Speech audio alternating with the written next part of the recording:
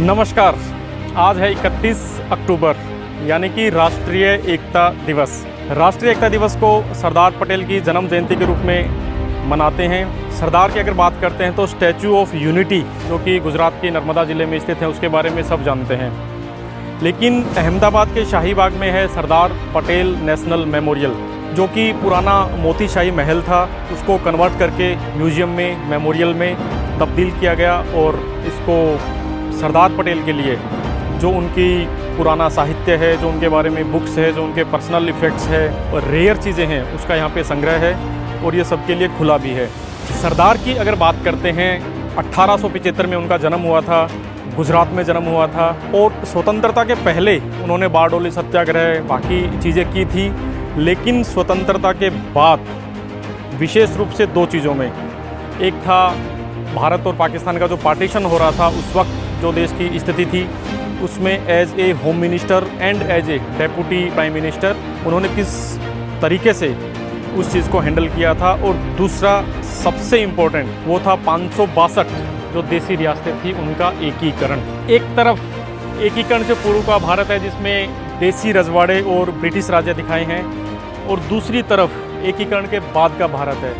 And एकीकरण का संपूर्ण श्रेय सरदार वल्लभ भाई पटेल को जाता है, जब जम्मू कश्मीर, जूनागढ़ एंड हैदराबाद, तीन राज्य, तीन देसी रियासत भारत में मिलने की चूक नहीं थी, तब बिना किसी लड़ाई के केवल अपनी कूटनीति के बल पर और जो वहाँ के शासक थे उनको समझाकर इस प्रकार से भारत में विलीनीकरण किया था, वो काबिले तारीफ है। आज हम जिस भारत की बात करते हैं, जिस भारत को देखते हैं, एक भारत श्रेष्ठ भारत की बात करते हैं, वो 1947 के बाद सरदार पटेल के प्रयासों से एकीकृत हुआ था। उस वक्त 562 देसी रियासतें थी। आज हम पूरे भारत में कच्छ से लेकर कोहिमा तक, कारगिल से लेकर कन्याकुमारी तक बिना किसी वीज़ा के, बिना किसी परमिशन के घूम सकते हैं।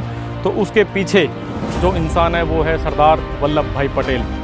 मेरा खुद का ये सौभाग्य है कि आनंद ज़िले के बोरसद तहसील में, जहाँ पे सरदार खुद एज ए बैरिस्टर प्रैक्टिस किया करते थे, वहाँ से as an assistant collector, as an SDM मैंने खुद अपने करियर की शुरुआत की थी। और जिस कोर्ट कैंपस में वो एज ए बैरिस्टर प्रैक्टिस करते थे, वहाँ पे मैं खुद गया हूँ, वहाँ पे मैंने देखा है।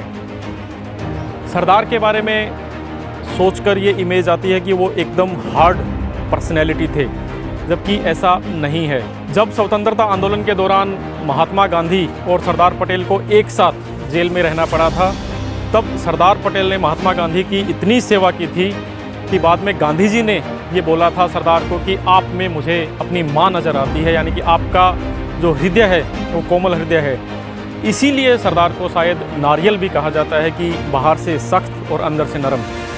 एक स्किल्ड प्लेयर, एक एफिशिएंट एडवोकेट, एक डेडिकेटेड हस्बैंड, एक स्ट्रॉन्ग लीडर यानी सरदार। आईएएस ऑफिसर होने के नाते उनसे कनेक्शन इस हिसाब से भी बनता है कि ऑल इंडिया सर्विस की स्थापना में उनका योगदान था, जिसको वो स्टील फ्रेम ऑफ इंडिया भी बोलते थे।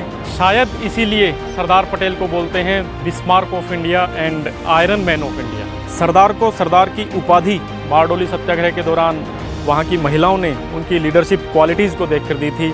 गुजरात के लिए सरदार का महत्व इस बात से आंका जा सकता है कि यहाँ पर जो मेजर चीज़ें हैं, जैसे अहमदाबाद का एयरपोर्ट है, नर्मदा का डैम है, स्टैचू ऑफ यूनिटी है, कम से कम 10 ऐसी यूनिवर्सिटीज़ है जो सरदार पटेल के नाम पे है। यहाँ पे क्रिकेट का स्टेडियम सरदार पटेल के नाम पर है। सरदार पटेल के बड़े भाई विट्ठल पटेल के नाम पर गुजरात विधानसभा की बिल्डिंग का नाम रखा हुआ है। तो आप समझ सकते हैं कि किस प्रकार से सरदार पटेल का गुजरात में और पूरे भारत में उनका स्वतंत्रता के पहले और स्वतंत्रता के बाद योगदान रहा है। आज 31 अक्टूबर राष्ट्रीय एकता दिवस पर हम फिर से उनको याद करते हैं और उतनी ही दृढ़ता, उतनी ही मजबूती और उतनी ही मक्कमता के साथ अपने देश को आगे बढ़ाने के लिए कृत संकल्प होते हैं। इसी के साथ सबको खूब खूब शुभकामनाएं। एंड अहमदाबाद के शाही बाग में स्थित सरदार पटेल नेशनल मेमोरियल को विजिट करने के लिए भी मैं आप सबको आमंत्रित करता हूँ। धन्यवाद।